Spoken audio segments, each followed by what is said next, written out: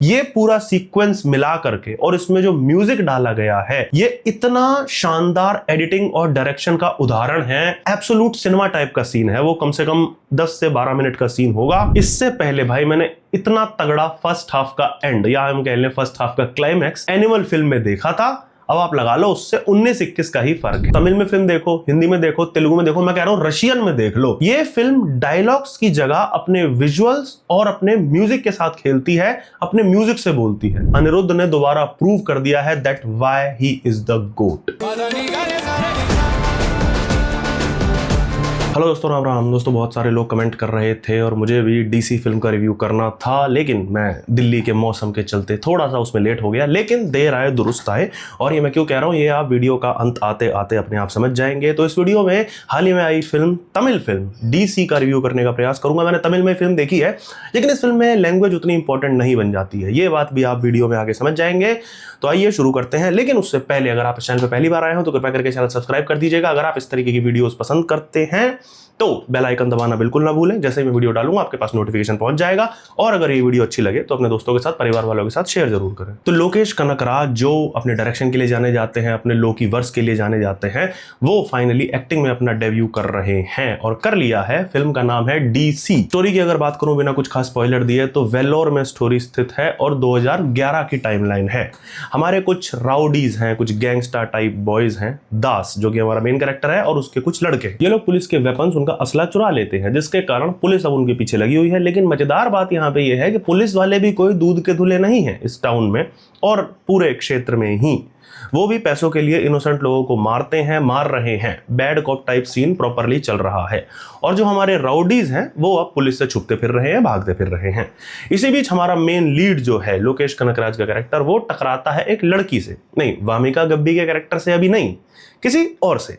लेकिन वहां पर हो जाती है एक ट्रेजेडी। क्या ट्रेजेडी होती है ये जब आप फिल्म देखोगे तब जानोगे। लेकिन उस ट्रेजेडी के बाद हमारे मेन लीड की जर्नी थोड़ी सी चेंज हो जाती है, उसकी डायरेक्शन थोड़ी सी चेंज हो जाती है, और वो बाकियों की, अपने साथियों की डायरेक्शन भी अपने साथ ही बदल देता है, या फिर वो डायरेक्शन अपने आप बदल जाती है।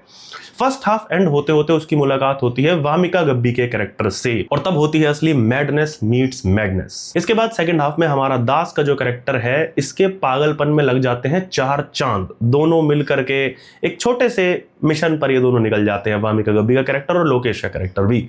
पुलिस से भाग भी रहे हैं, जान हथेली पर भी है उनकी भी और उनके सारे साथियों की भी, और भागते भागते अंत में कहां पहुंचते हैं, उनका जो काम होता है वो पूरा हो पाता है या नहीं हो पाता है, यही पूरी कहानी है।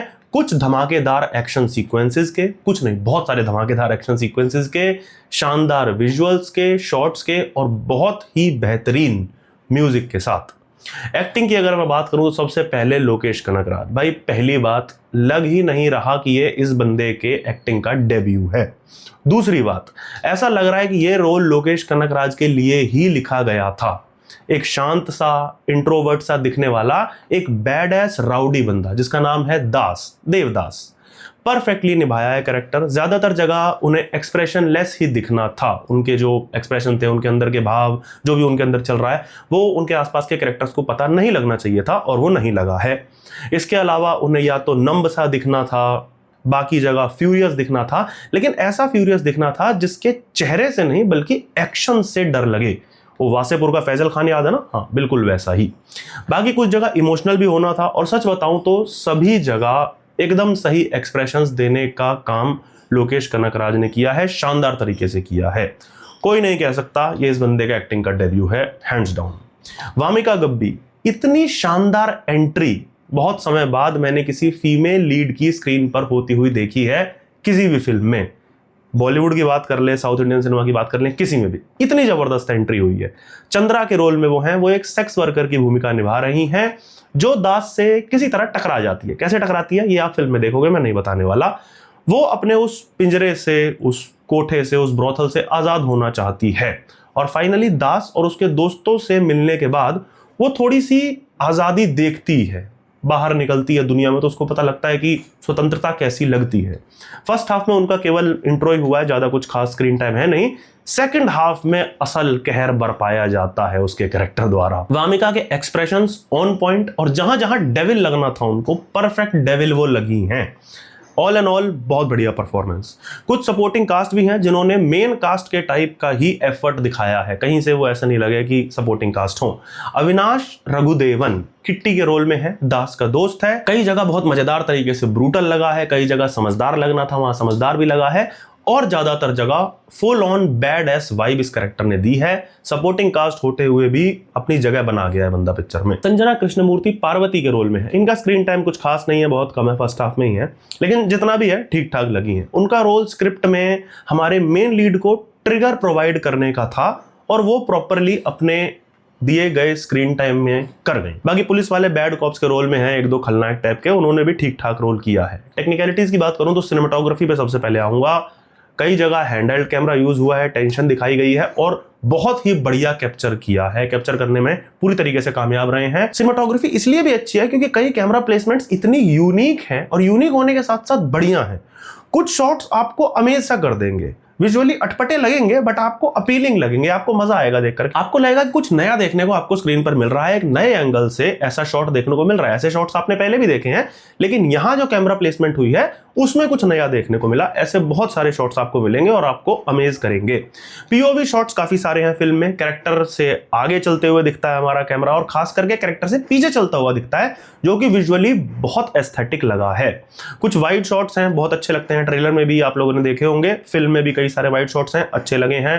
ड्रोन से शॉट्स लिए गए हैं, वो भी ठीक लगे हैं। एक्शन सिनेमाटोग्राफी की बात करूं तो थोड़ी सी ओल्ड स्कूल वाइब है और बहुत मजेदार लगी मुझे, क्योंकि बड़े टाइम बाद ऐसी एक्शन कोरियोग्राफी देखी है जिसमें टेंशन आपकी दिख रही है। कैमरा मूवमेंट्स में एक पैनिक का माहौल है, एक्शन के बीच में भी ढेर सारे एक्शन सीक्वेंसेस हैं फिल्म में और सबका बैकग्राउंड म्यूजिक के साथ ब्लेंड होने के बाद अलग अलग यूनिक स्वाद आता है। कोई भी एक्शन सीक्वेंस आपको पिछले वाले का रिपीटेटिव नहीं लगेगा। ऐसा नहीं लगेगा कि यार अभी 15 मिनट पहले तो देखा था उसके बाद वैसा ही एक्शन आ गया, नहीं। सबकी अपनी यूनिकनेस है। 6-7 जितने भी एक्शन सीक्वेंस हैं सब अलग अलग लगे हैं और सब जबरदस्त लगे हैं, और एक सबसे ज्यादा जबरदस्त लगा है, उसके बारे में आगे बताऊंगा। उससे पहले इस फिल्म का बेस्ट पार्ट म्यूजिक। एक एक थीम, एक एक कैरेक्टर, एक एक सीक्वेंस, ऐसा धमाकेदार बैकग्राउंड म्यूजिक बहुत टाइम बाद मैंने सुना है। शायद अनिरुद्ध का ये इस साल का अब तक का सबसे बड़ा बैंगर होने वाला है। न केवल एक्शन में बल्कि टेंशन के समय में भी, सस्पेंस के समय में भी जो वेरिएशंस के साथ म्यूजिक बजा है वो आपके इस फिल्म के एक्सपीरियंस को 2 से 4 गुना बढ़ा ही देगा। गाने फिल्म में 1-2 हैं, छोटे मोटे हैं, मतलब प्रॉपर सॉन्ग्स नहीं है, लेकिन वो कहानी के पार्ट हैं, उनको कहानी के साथ बहुत अच्छा ब्लेंड किया है। एडिटिंग टीम को भी कूडोज। एडिटिंग टीम से ही नेक्स्ट एडिट की बात कर लेते हैं। कलर्स का यूज बहुत अच्छा है फिल्म में। रेड कलर को डायरेक्टर ने बहुत स्ट्रेटेजिकली यूज किया है और बहुत अच्छा डाला है जहां जहां डाला है, और जहां जहां भी डाला है फिल्म में वो आपका एक्सपीरियंस एनहेंस ही कर रहा है। एक गाने में रेड कलर का यूज है। वामिका गब्बी का कैरेक्टर है, वो फूल लगाती है बालों में, वो तो रेड है ही। ब्लड दिखाया गया है तो ब्लड रेड जो होता है उसका बहुत शानदार यूज है। साथ ही लाइट्स का कई जगह जो रेड वाइब देने के लिए, ऑरा क्रिएट करने के लिए यूज किया है, वो भी बहुत बढ़िया लग रहा है। All and all red colour film में इंपॉर्टेंट पार्ट प्ले करेगा और आपको आनंद आएगा स्क्रीन पे देख करके। एक और एडिट की बढ़िया चीज ये है कि ट्रांजिशन बहुत बढ़िया है। जैसा कि मैंने कहा, वामिका गब्बी की जो एंट्री है वो उसकी एंट्री, साथ ही हमारा एक सीक्वेंस चल रहा है जहां पे लोकेश कनकराज का कैरेक्टर है उसको टॉर्चर कर रही है पुलिस। ये पूरा सीक्वेंस मिला करके और इसमें जो म्यूजिक डाला गया है, ये इतना शानदार एडिटिंग और डायरेक्शन का उदाहरण है। मतलब एब्सोल्यूट सिनेमा टाइप का सीन है वो, कम से कम 10 से 12 मिनट का सीन होगा।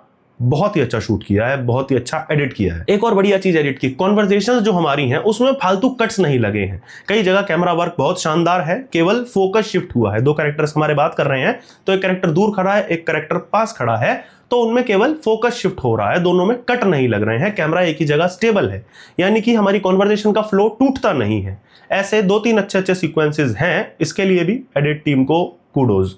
लाइट्स का यूज रेड कलर के साथ साथ वैसे भी लाइट्स का यूज बहुत बढ़िया किया गया है। येलो लाइट के साथ कुछ इफेक्ट्स क्रिएट करने की कोशिश की है, माचिस जलाते हुए, सिगरेट जलाते हुए, वो भी बहुत शानदार लगते हैं स्क्रीन पे। बाकी एडिट की बात करूं तो फिल्म 2.5 घंटा की है, लेकिन भाई मुझे नहीं लगता कि आपको बोरियत फील होगी कहीं भी। म्यूजिक और एक्शन के ट्रांस में आपको फिल्म इस लेवल पे खींच लेगी कि पूरा आपका 2.5 घंटा कब बीत जाएगा आपको पता भी नहीं चलेगा।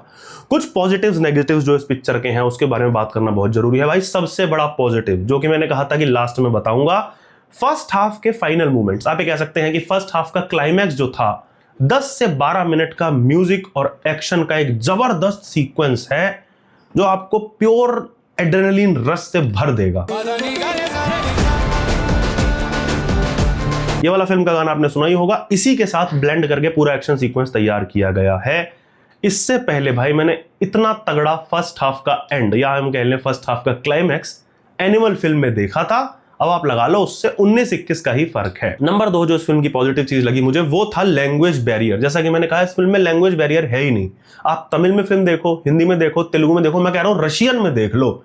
ये फिल्म डायलॉग्स की जगह अपने विजुअल्स और अपने म्यूजिक के साथ खेलती है, अपने म्यूजिक से बोलती है, अपने स्क्रीन पर जो उसके विजुअल्स चल रहे हैं उनसे बोल रही है।